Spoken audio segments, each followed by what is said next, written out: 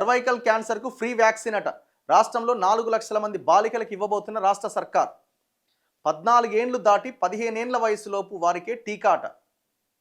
14 years దాటి 15 years లోపు వాళ్ళకి టీకా ఇస్తారు. స్కూళ్లలో ఇంటి సర్వే ద్వారా పంపిణీ చేస్తారట.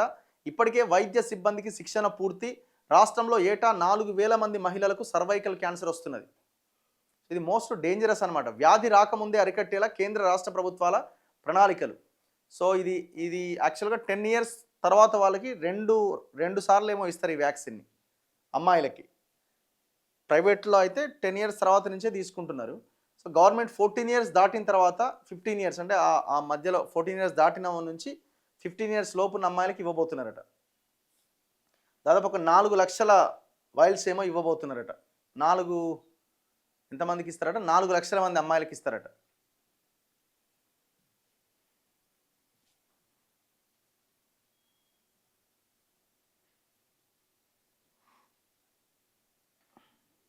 ప్రైవేట్లో ఇది చాలా రేట్ ఉంటుంది. ఇది 10,000 ఎంత 5-6 వేలు ఉంటుంది అనుకుంటా. ఇది ఏమో ఇక్కడైతే ఒక్కో డోస్కు 2 నుంచి 4 వేల వరకు ఉన్నది అంటుంది. దీనికి తోడు డాక్టర్ ఫీజులు అదనం.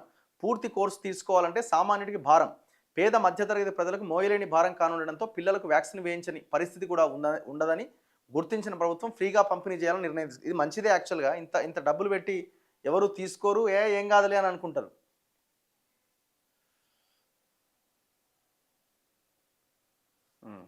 వైరస్ వల్ల క్యాన్సర్ వ్యాధి. సర్వైకల్ క్యాన్సర్ వంశపారంపర్యంగా రాదు. హ్యూమన్ పాపీలోను వైరస్ వల్ల వస్తుందని వైద్యులు చెప్తున్నారు. చిన్న వయసులోనే పెళ్లిళ్ళు, వ్యక్తిగత శుభ్రత పాటించకపోవడం, ఎక్కువ సార్లు ప్రసవాలు కావడం దీనికి కారణం. అలాగే లైంగిక సంబంధాల వల్ల ఈ వైరస్ ఒకరి నుంచి మరొకరికి వ్యాపిస్తుంది. వైరస్ సోకిన వెంటనే క్యాన్సర్ రాదు. 10 నుంచి 15 ఏళ్ల తర్వాత ఇది బయటపడుతుంది. దీంతో ఈ వ్యాక్సిన్ తీసుకుంటే ఆ వైరస్ శరీరంలోకి ప్రవేశించడానికి ముందే అడ్డుకుంటుంది. 30 ఏళ్లు దాటిన మహిళలు మాత్రం 5 ఏళ్లకు ఒకసారి పాప్ స్మియర్ టెస్ట్ చేయించుకోవాలని డాక్టర్లు చెప్తున్నారు. అయితే ప్రభుత్వ లెక్కల ప్రకారం రాష్ట్రంలో 14 ఏళ్ళు నిండి 15 ఏళ్లలోపు ఉన్న బాలికలు దాదాపు 4,60,000 మంది ఉన్నారట. రాష్ట్ర జనాభాలో వీరు 1% అట. అయితే విద్యాశాఖ లెక్కల ప్రకారం సుమారు 3,50,000 మంది ఉన్నారట. ఈ క్రమంలో వ్యాక్సినేషన్కు ముందు మైక్రో ప్లానింగ్ సర్వే ద్వారా స్కూల్ బయట ఎంతమంది బాలికలు ఉన్నారో గుర్తించి వ్యాక్సినేషన్ చేయబోతున్నారు.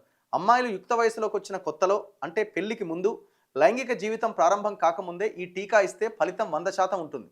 ఈ వయసులో పిల్లల్లో రోగనిరోధక శక్తి బలంగా ఉంటుంది. ఒక్కసారి టీకా తీసుకుంటే భవిష్యత్తులో ఈ వైరస్ దరి చేరదు.